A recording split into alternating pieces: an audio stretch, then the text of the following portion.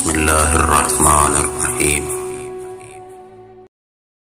شهر رمضان الذي أنزل فيه القرآن هدى للناس وبينات من الهدى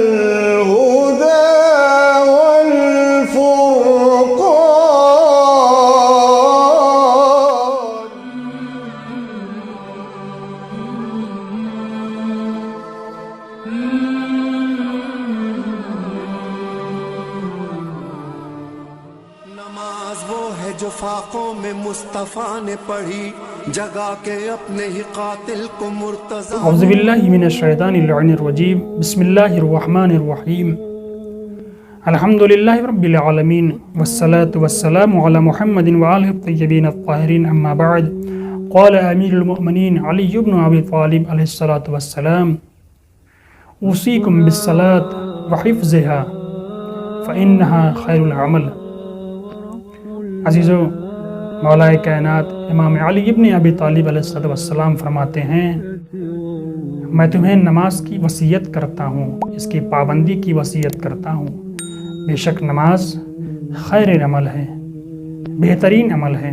ائمہ طاہرین علیہ السلام کی نمازیں، ان کے نماز پڑھنے کا طریقہ، نماز کے لیے ان کا شوق، ان کا جذبہ، اوقات نماز کی پابندی اور نماز کے متعلق معصومین علیہ السلام کے کردار ہمارے لیے بہترین نمونے عمل ہے، تاکہ ہماری نمازیں ہمیں معراج پہ پہنچا سکیں۔ پہلی چیز، ائمہ معصومین علیہ السلام کی نمازوں میں اخلاص پایا جاتا ہے، عشق الہی پایا جاتا ہے، معرفت پائی جاتی ہے۔ ہم یوں ہی کسی انسان کی ملاقات کے لیے مشتاق نہیں ہوتے، بلکہ تبھی مشتاق ہوتے ہیں جب ہم سامنے والے کی عظمت کو درک کرتے ہیں، اس کو پہچانتے ہیں۔ چونکہ ائمہ طاہرین علیہ السلام خداوند عالم کی اہمیت کو سب سے زیادہ درک کرتے تھے، عبادت الہی کی منزلت کو خوب درک کرتے تھے، اسی لیے وہ نماز کو، عبادت کو مخلصانہ اور عاشقانہ ادا کرتے تھے۔ وہ انسان جو نماز کی اہمیت سے، نماز کی منزلت سے غافل ہے، وہ اس نماز سے لطف اندوز نہیں ہو سکتا، بلکہ نماز سے لطف اندوز ہونے کے لیے ہمیں نماز کی اہمیت کو درک کرنا ہوگا۔ مولا کائنات نے فرمایا، میں تمہیں نماز کی وصیت کر رہا ہوں، اس کی پابندی کرنے کی وصیت کر رہا ہوں، کیونکہ نماز تمام اعمال میں بہترین عمل ہے۔ یہ نماز دین کا ستون ہے۔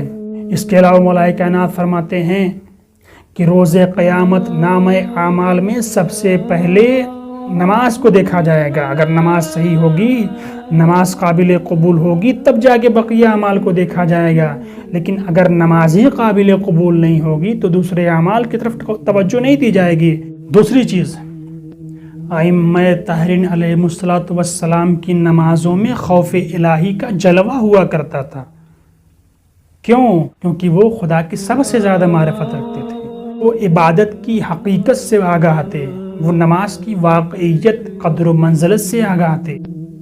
اس لیے روایات میں ملتا ہے کہ جب وقت نماز ہوا کرتا تھا تو مولا کائنات امام علی علیہ السلام کا چہرہ متغیر ہو جایا کرتا تھا، امام لرزنے لگتے تھے۔ جب مولا حسن علیہ السلام وضو کرتے تھے تو ان کا رنگ زرد ہو جایا کرتا تھا۔ پوچھا گیا، مولا ایسا کیوں ہو رہا ہے؟ فرمایا، جو صاحب عرش کے حضور میں جا رہا ہو اسے ایسا ہی ہونا چاہیے۔ یہی کیفیت چوتھے امام سجاد علیہ السلام کے متعلق ملتی ہے کہ جب وہ وضو کرتے تھے تو ان کے چہرے کا رنگ پیلا ہو جاتا تھا، زرد ہو جایا کرتا تھا۔ پوچھا گیا، مولا ایسا کیوں ہو رہا ہے؟ فرمایا، کیا تم جانتے ہو کہ ہم کس کے سامنے کھڑے ہونے جا رہے ہیں؟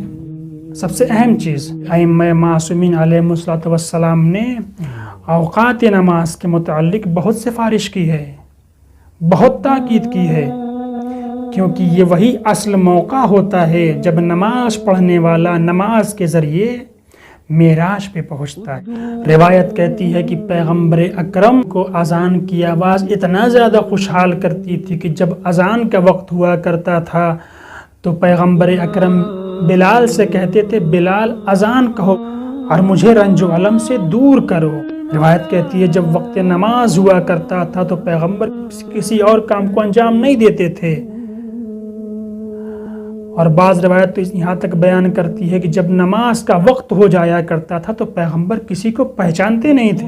امام صادق علیہ السلام نے ارشاد فرمایا، وقت نماز کی اہمیت کو بیان کرتے ہوئے فرمایا کہ جب نماز کا وقت ہوتا ہے تو آسمان کے دروازے کھول دیے جاتے، اور مجھے پسند نہیں ہے کہ میرے اس عمل سے پہلے کوئی دوسرا عمل خدا کی بارگاہ میں پہنچے، اور میرے اس عمل سے پہلے کوئی اور عمل میرے نامہ اعمال میں لکھا جائے۔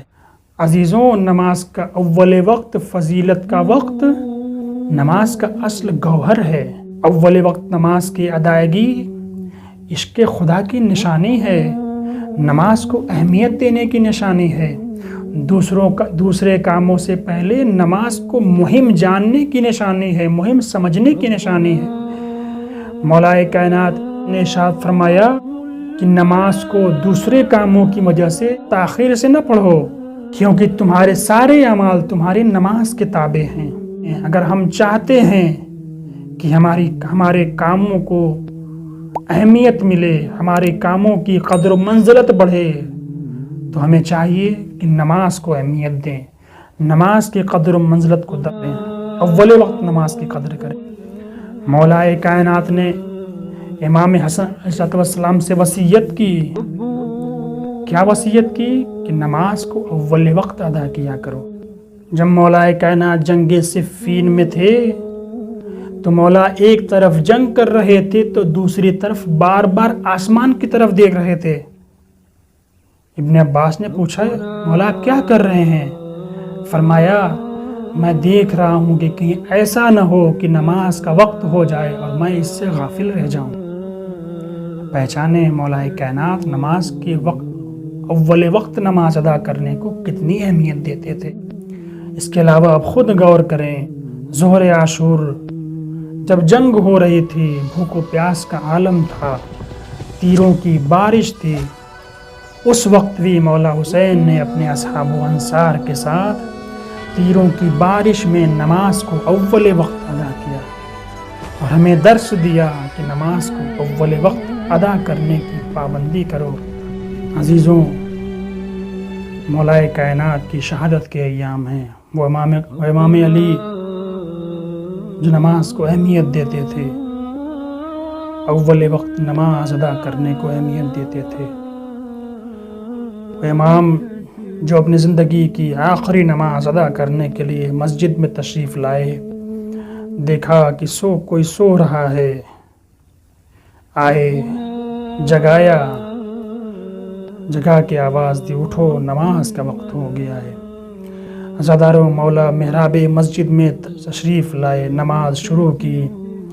جب سجدے میں پہنچے، ابن ملجم ملعون نے ضربت لگائی، خون کا فوارہ اٹھا، مولا نے آواز دی، فزت ورب الکعبہ۔